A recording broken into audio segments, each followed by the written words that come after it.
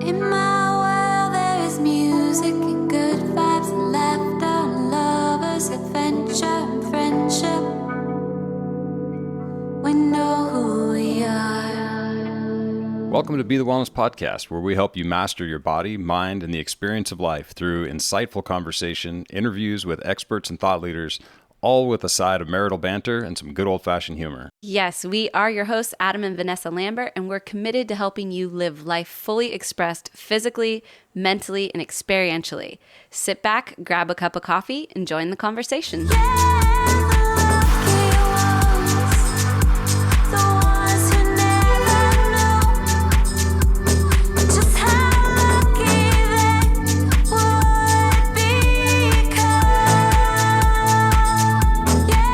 Hello and welcome everybody to Be the Wellness Podcast. Adam and Vanessa Lambert podcasting on a beautiful sunny day in Northern California. Yay, spring has sprung. Is it spring? Not yet. It is, I think. I don't know, actually. It's got to be, the spring equinox is March 21st. Oh, right? Well, spring is gonna sprung. Yeah. Yeah, because we're going to be in right. Peru. You're right. Yeah. You're right. We're flying. I think it's the 21st. So it's the day before we go. Yeah. So it hasn't. It's almost spring. It's fixing to. It's fixing to. Yes.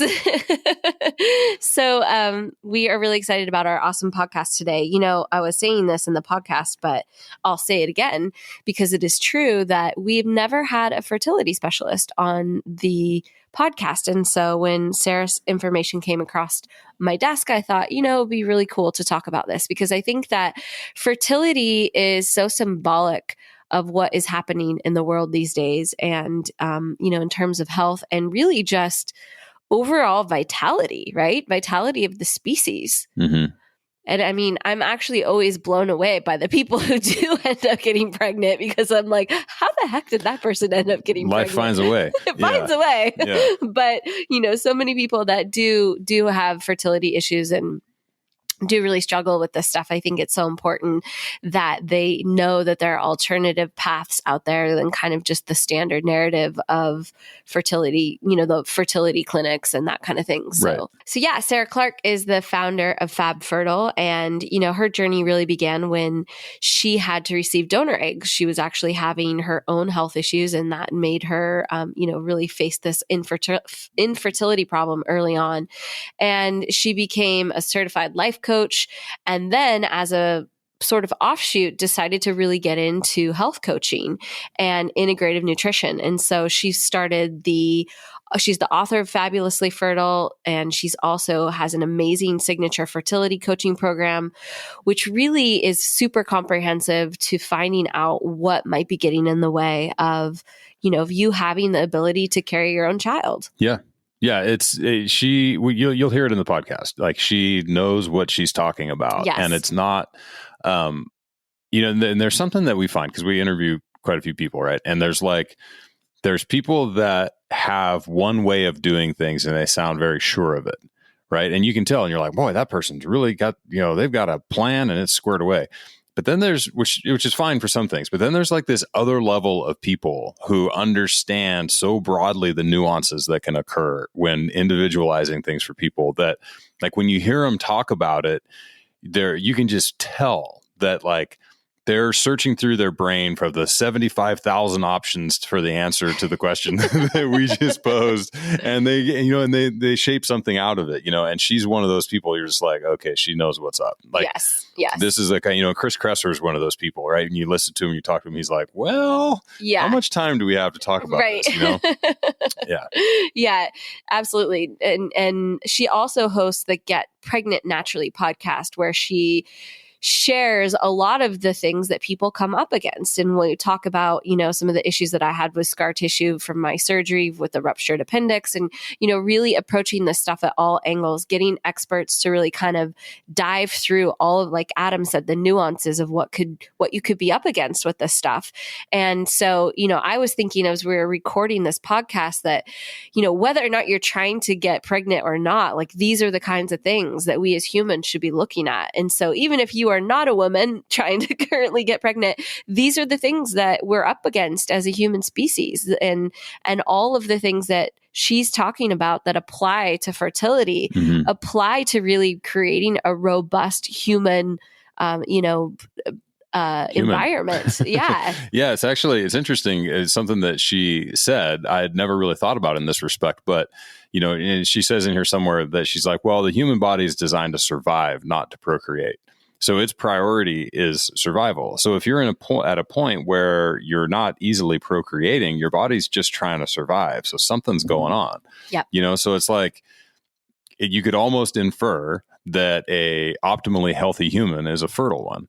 Now, of course, there's some weird caveats to that because, like, as you mentioned, there's folks that you can just tell are objectively unhealthy who have kids. I know. So life finds a way. So it does find a way for sure. Yeah. But if you are trying to help life find a way, this podcast is going to be helpful for you. Do all the things. Yeah. So we're super excited. Before we get into the podcast, we, are sold out with Peru, but still have a couple of spaces left in New Zealand. If you'd like to join us, now is the time. We've mentioned before, but we'll mention it again. We do not plan to go back to New Zealand in any near future or capacity or any of that good stuff. So if you want to do New Zealand in the Be the Wellness way, this is the time. It's the time. Yeah. Unless you have a portal gun. Yeah. And you can go into some other alternate reality, which if you have that, just hit me up. I'm curious. Even if you don't want to go to New Zealand, just hit me up. I have some realities I'd like to go to. All right, guys, enjoy the podcast. And we're live. Welcome to the podcast, Sarah. Thanks for having me. Yeah, it's really cool to have you on the podcast. One of the things that I was thinking about, which is really interesting, is that in all the years that we've had our podcast, we've never actually had anyone on to discuss fertility. Oh, wow. And so when you came across our desk, I was like, you know what? We really need to talk about this. This is definitely something that people are struggling with. And it seemingly more and more, as most things that we see in health, is that it seems like a lot of conditions are being exacerbated. And you yourself obviously dealt with fertility issues. So I would love for you to just give us a little bit about your background and how you really came into specializing in this area. Yeah, so I had my own journey with infertility. And so basically in my early 20s, I had irregular periods. My periods came a couple times a year. And then I had great skin in my teens. And then in my early 20s, all of a sudden I had this acne on my chin. And then I had this weird fungal rash on my chest. And I started getting some yeast infections.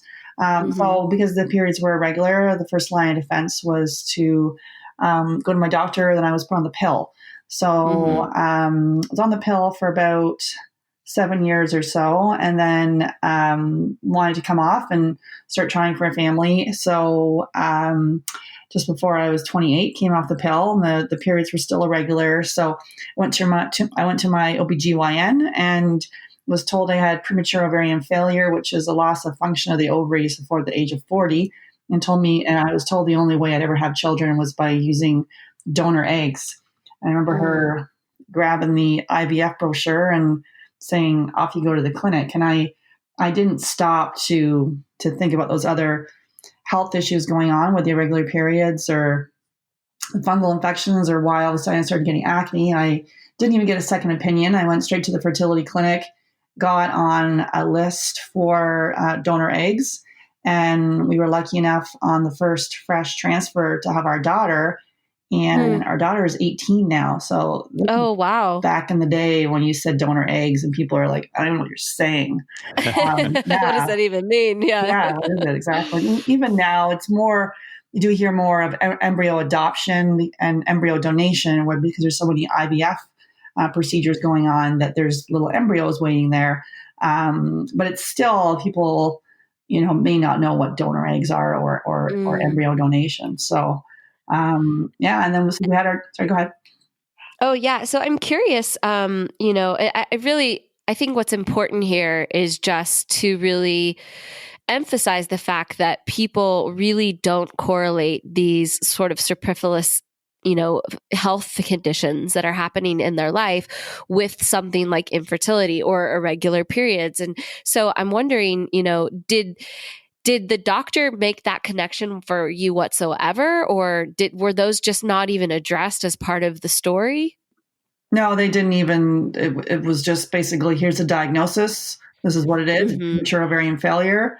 I didn't get a second opinion, and basically told, okay, it's donor eggs, and that was it. Wow. Kind of end of discussion. Yeah.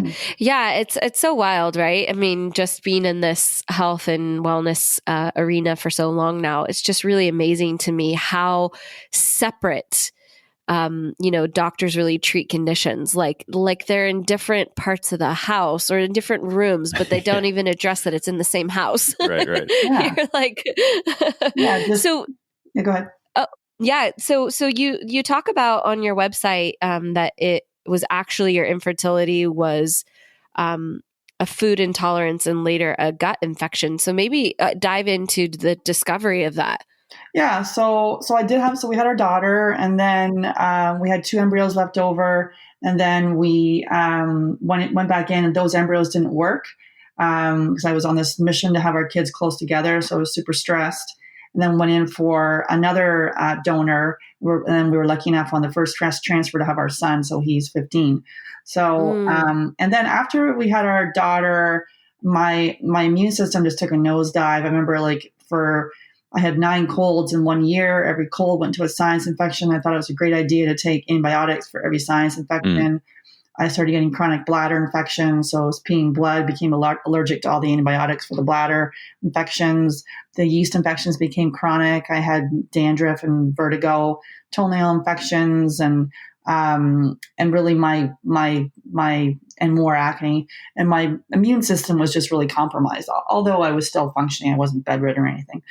But and then I took a life coaching course. I wanted to bring coaching into the corporate environment where I was, and I had my own personal wake up call with that.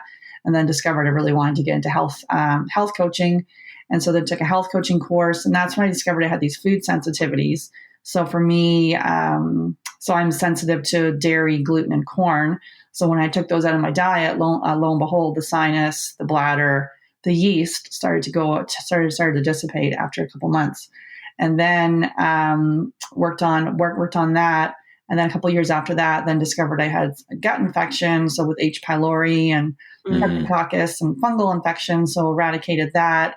And then it's not just about the perfect diet and, eliminating your gut infections. It's working on the lifestyle modifications, sleep and environmental toxins and stress too. So not just keep going. So all of that. And that's kind of when I discovered the functional medicine approach. And I discovered it was too late for me. I was fully in menopause when I discovered all this. I was 40. But if people are still cycling, there's things that we can do. Yeah. It's interesting because it's like, you just have to create this perfect little environment for, for this new baby to be born into and to just be. I mean, it's like there's a minimum bar, right, that you have to be over from a health perspective for this whole thing to even work. And it's fascinating, but it's also a little bit disheartening that, there's so many people who don't meet that bar, and it's predominantly due to, or at least, in part due to our food systems, our way of life, our, the stress, just this whole thing that it means to be in a first world Western civilization, is maybe getting some portion, and maybe you could tell us what percentage of people are struggling with this, but it's putting the bar too high. There's like a point where we're just not actually going to be able to continue to procreate as a species if we keep screwing this stuff up. It's bizarre. Yeah, you're completely right. It's, we're in the middle of a huge food experiment where our food sprayed with glyphosate, which is impacting our infertility and a whole host of other things that it's doing to our bodies. That's just the food side of things. But to me, your body will and wants to survive, not procreate. So if you are having challenges with infertility, instead of going to the fertility clinic as being your first logical step from seeing your OBGYN to go see your RE, it's really, wait a minute, let's just back this up and see what else is going on in there, and really In Canada, it's 1 in 6 couples that are struggling with infertility. In the States, it's 1 in 8. I think in the UK, it's 1 in 5. So it's, and it used to be 60-40. So 60% female factor infertility, 40% male factor infertility. And now it's going 50-50. So the stats can be a little scary. So what do you think, just as kind of an aside, what do you think is driving that shift to more male infertility? I really think it's the environmental toxins. So with all the same, the pesticides, the herbicides, the plastics, the water, the food sensitivity. So a lot of the EMFs for men. So a lot of the environmental toxins are really damaging to sperm. Yeah, I mean, I could see that they would be sensitive little fellas, wouldn't they? Yeah, I'm actually, I do some of my work on the couch sometimes as I sit here, and I kept putting the laptop on my lap every day. And I'm like, oh my God, I could feel it freaking like burning my thighs. And, that EMF exposure. So especially for both female and male fertility. So I had it's kind of sad, but only in the last month, I just purchased this Harapad, HARAPAD, and it looks like a piece of wood, but it's really not. It's actually made with, it's got fibers from military grade jets, I guess. So it's got I think they say it's about 98% efficacy rate to reflective. For the EMF. So really important for male fertility as well as female fertility. Not to put your laptop on your lap. And if you do, use protection. Yeah, no, it makes perfect sense. It's really funny you say that. I was having like a little bit of almost like eczema on my thighs at one point. And I just one day remember I just plopped my laptop down on my lap and it just clicked. And I was like, oh my gosh, I need to stop putting my laptop. It was like an exact footprint. Just because, exactly. Just because it's called laptop doesn't mean you should actually put it on top of your lap. But you said something earlier about the food intolerances and discovering those. And I'm just curious, how did you discover what you were intolerant to? Yeah. So back then I discovered it through this, really, I did an elimination diet, but I did a test. It was an electrodermal test. I don't recommend this test, but back then it was really you were holding different. It was like it's called electrodermal, so I can't really explain it too well. But anyways, it would tell me what I was sensitive to. We recommend blood tests. But, was that like a muscle testing no, kind it of thing? A muscle testing one, but it might have been similar to that. So the efficacy of that one is not the best.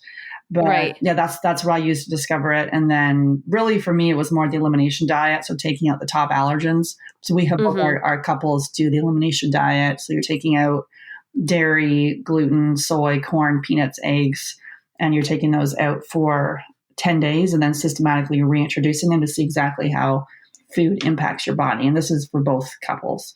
And what kind of things are you looking for to kind of throw the red flag that, yes, in fact, this thing is not, this is triggering or flaring for you? Yeah. So basically when the person brings back in the food, so you start by bringing back in corn can flare up.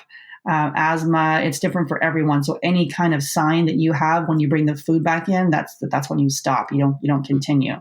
And then you would reintroduce the next food after 3 days. So you bring back in eggs, and sometimes people are more intolerant to the whites than they are to the yolks. So you can split that up. But a lot of times people are intolerant to corn that we're finding, and dairy and gluten. You're keeping those out the longest.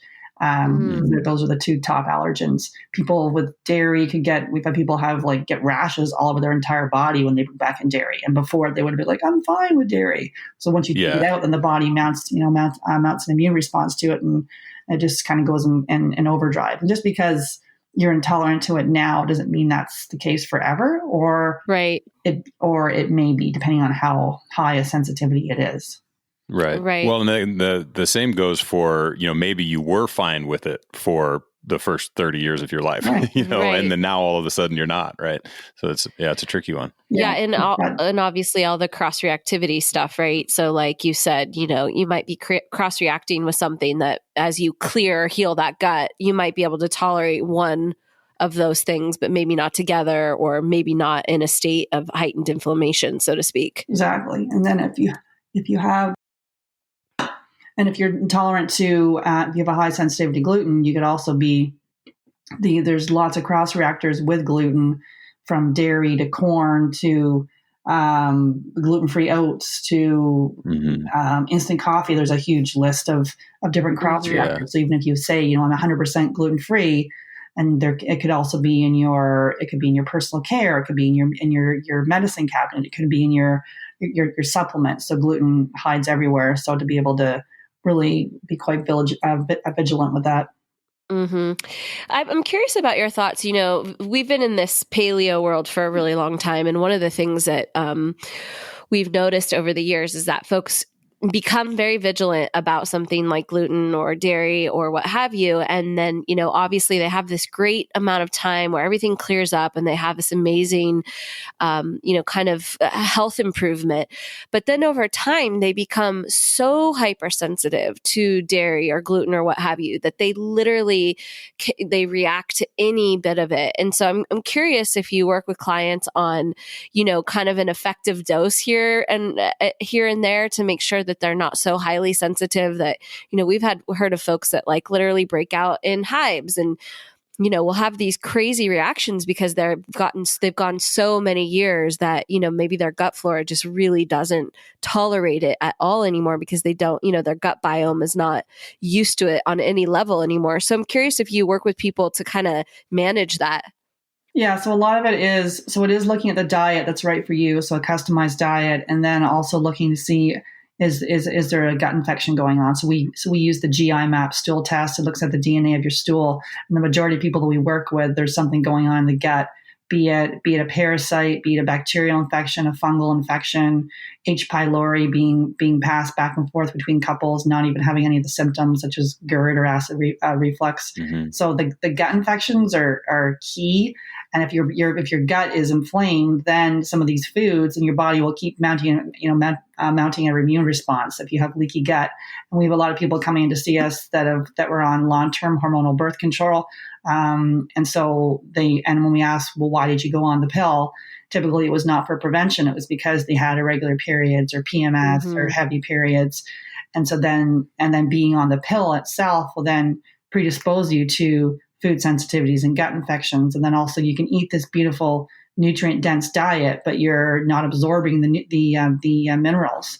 So you're well fed but undernourished.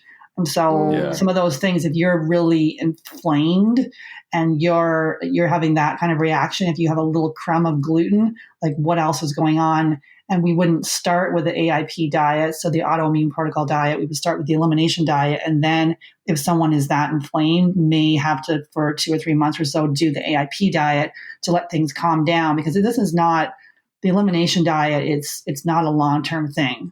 Right. Go on. Now, for me, I am intolerant to dairy, gluten, and corn, and I just keep those out of my diet.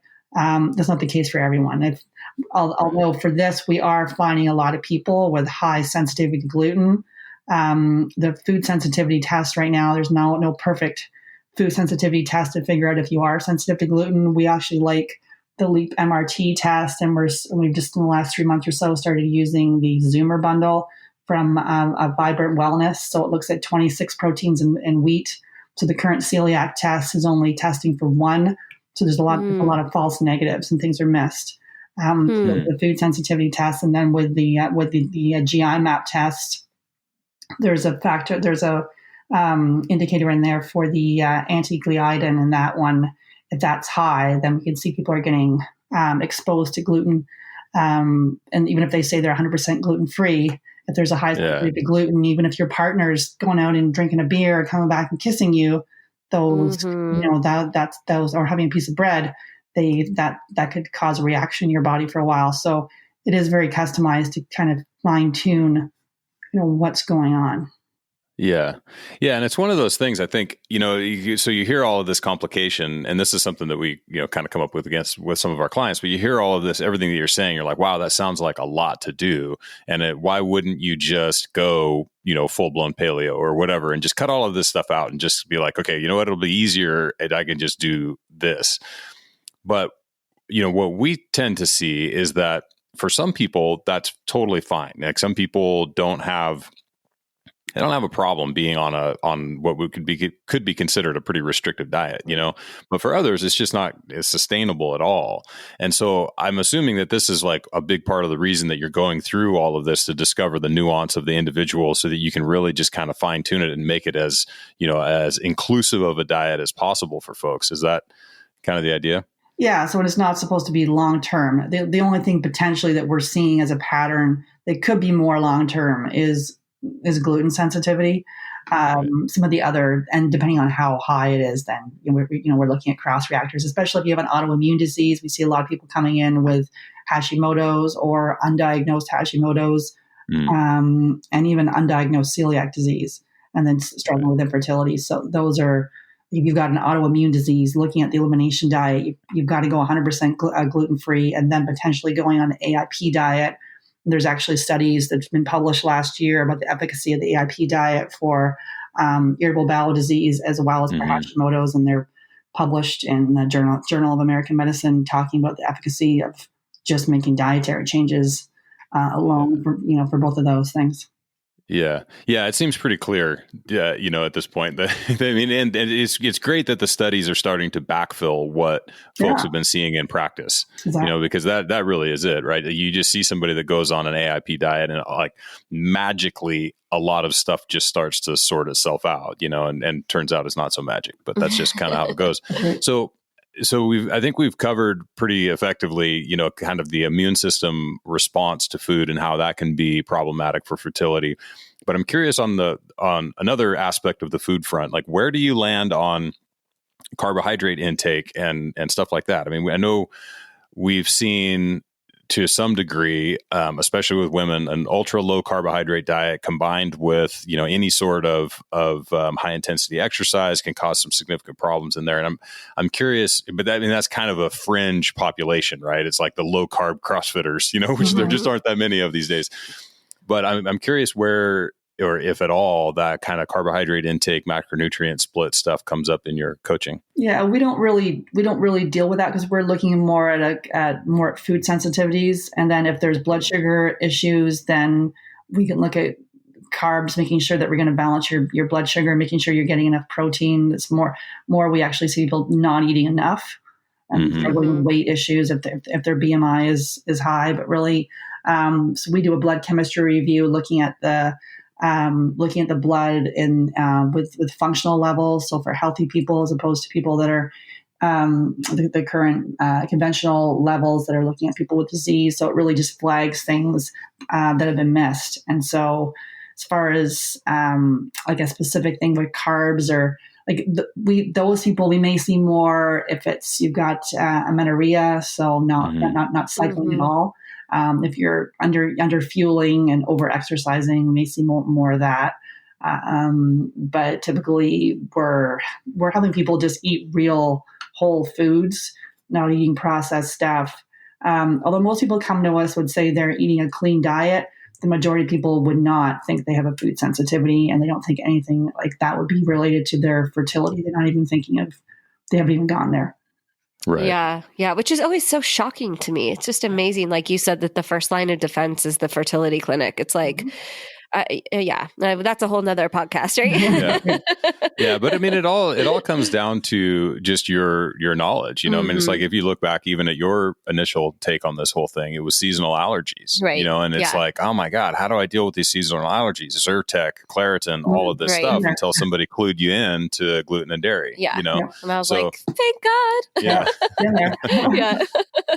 So, so we've kind of covered the sort of like, biological aspect in terms of food and that kind of thing. But what about, folks like, for instance, I had an IUD for 10 years when I was younger. And, I remember like my brother being like, this is going to cause, it actually causes like a low grade infection to some degree, right? And makes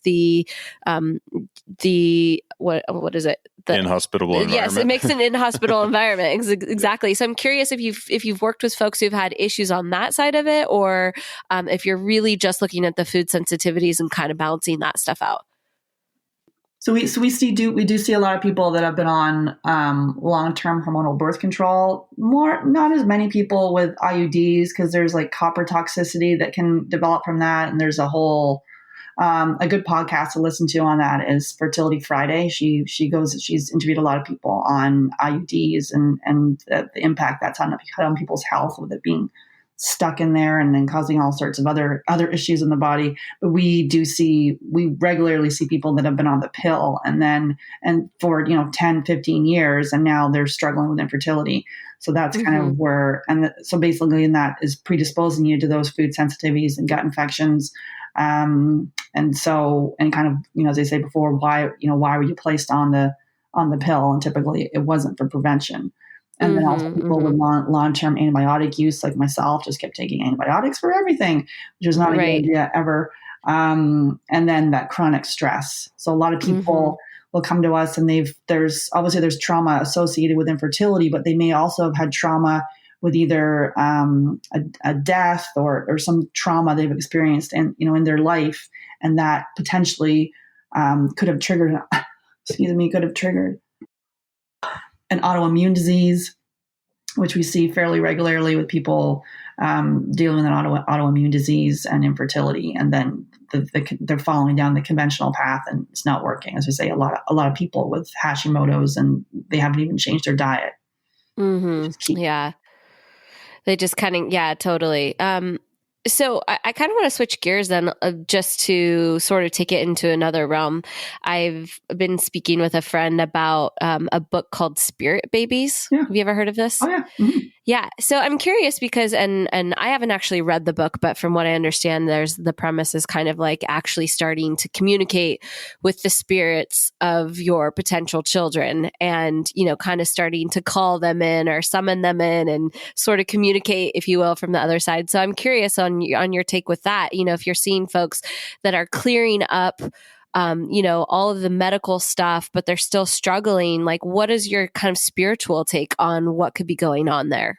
Yeah, so that's equally as important with dealing with the food sensitivities, the gut infections, environmental toxins, like really getting honest about your mental, emotional stressors. And I haven't read Spirit Babies either, but I think it's by Walter, and I can't remember his last name, the longer name, I think.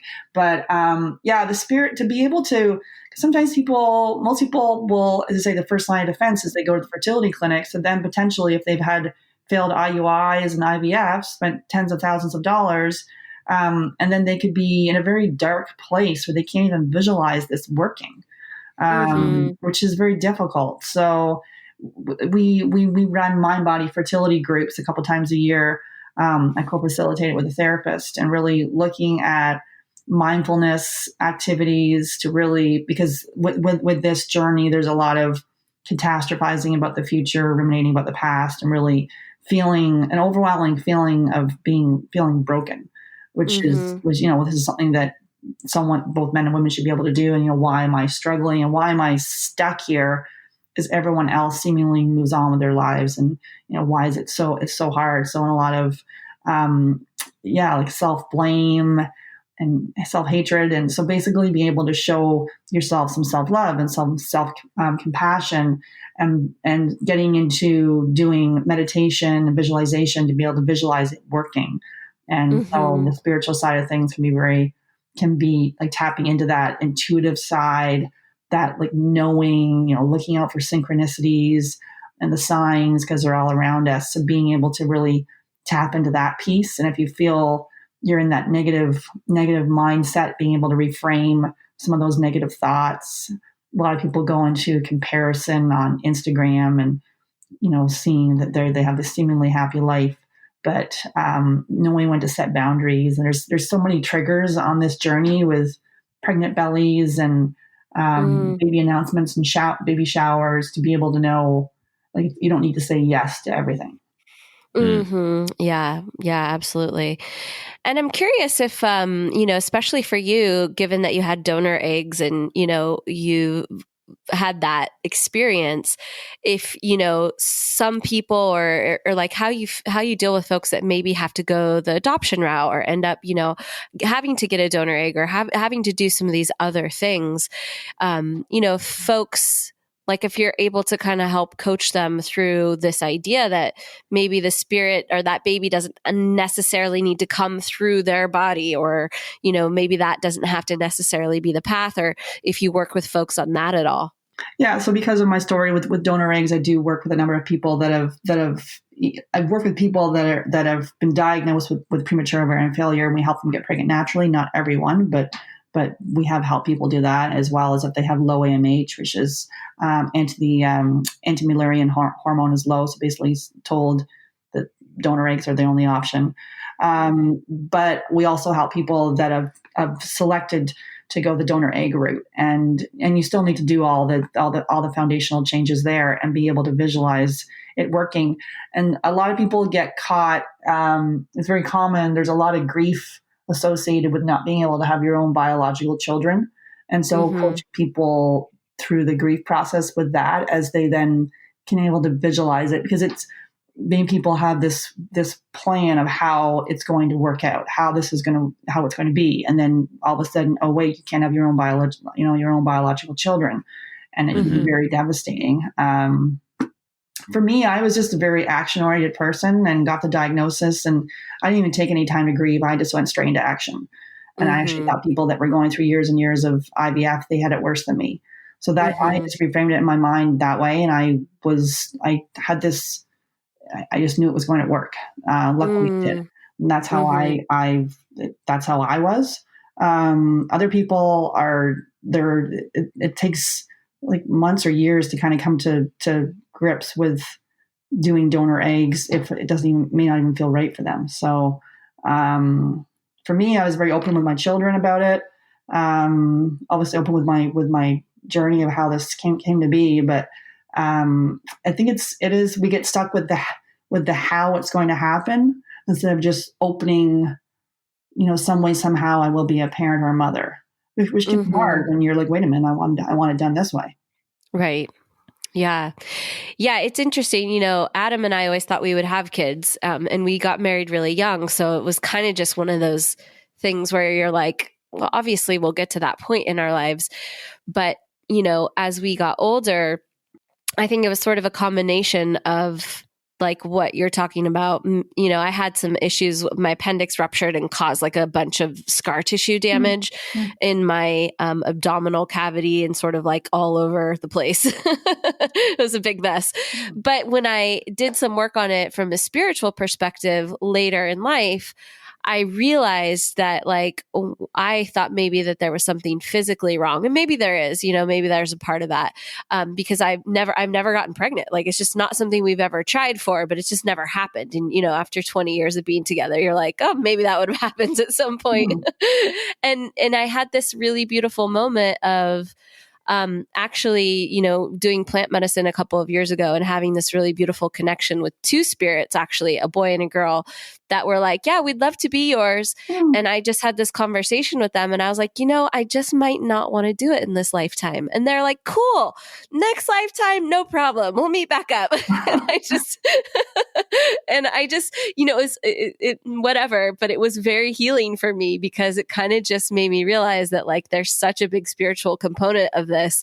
And I remember having a conversation with the girl, and she said to me, in my mind, I was calling her Luna, like the moon, and in my mind, she said to me, in this lifetime, it can be about one Luna or all the Lunas. And basically saying to me, it can be about me. I can come into your life and you can have the focus on me, or your focus can be on all the people. You can open it up and spread your love to, more people. Yeah. Because when you have a child, your energy gets funneled into them, right?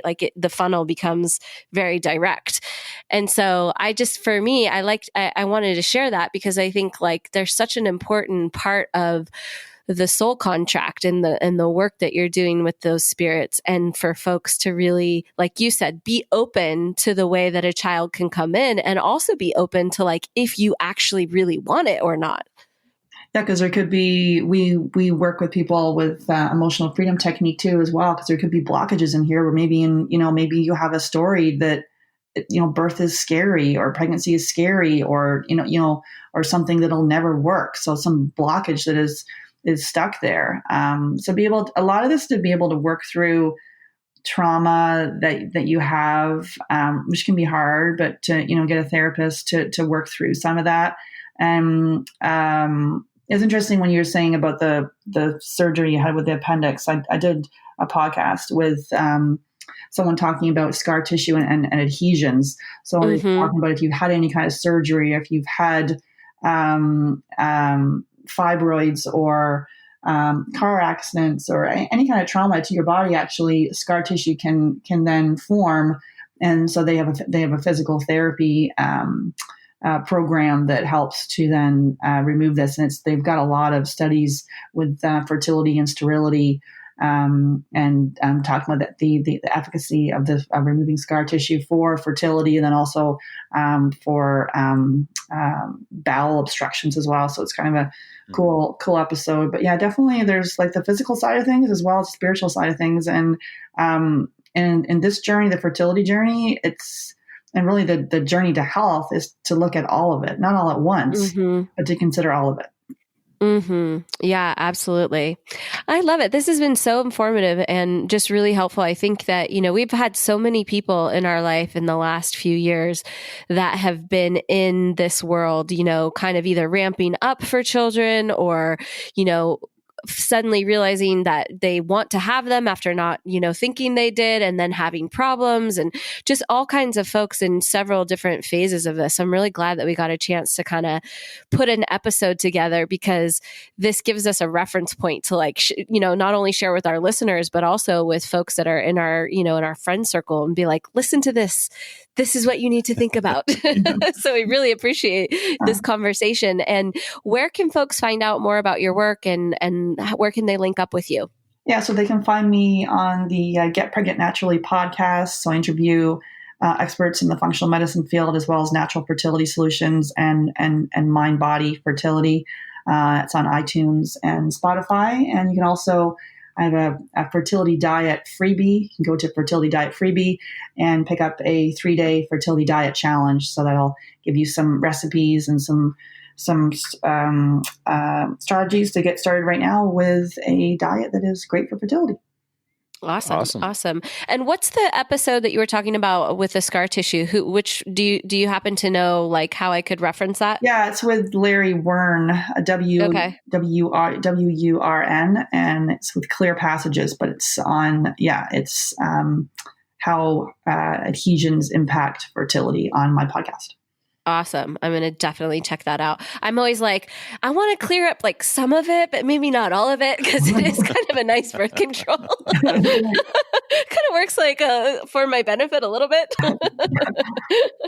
Awesome. Thank you so much, Sarah, for being here. This has been great. And we look forward to sharing this podcast and, getting this out in the world, because I think it's so important that folks realize they have other options than just going, the straight and narrow route that's offered to them through their doctors, and that's it. That's right. Thank you so much. Awesome.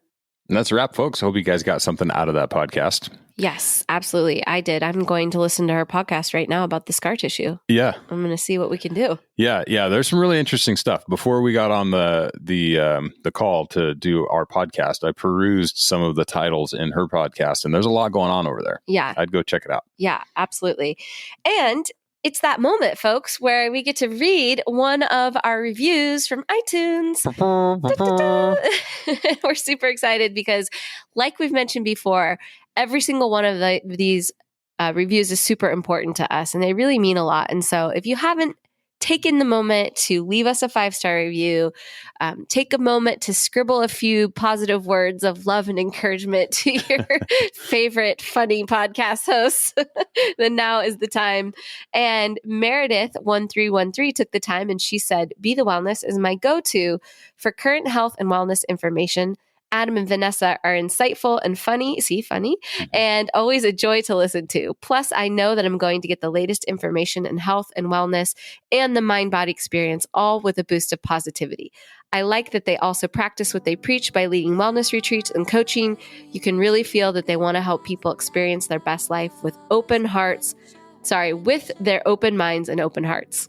Aw, Thanks, Meredith. that's super nice. It is beautiful. And like we said, each one of them really is special to us, and we really appreciate every person who takes the time to do that. So if you do that, we appreciate you, and maybe we'll be reading your review next. True. Reading your review. It's hard to say. Read your review.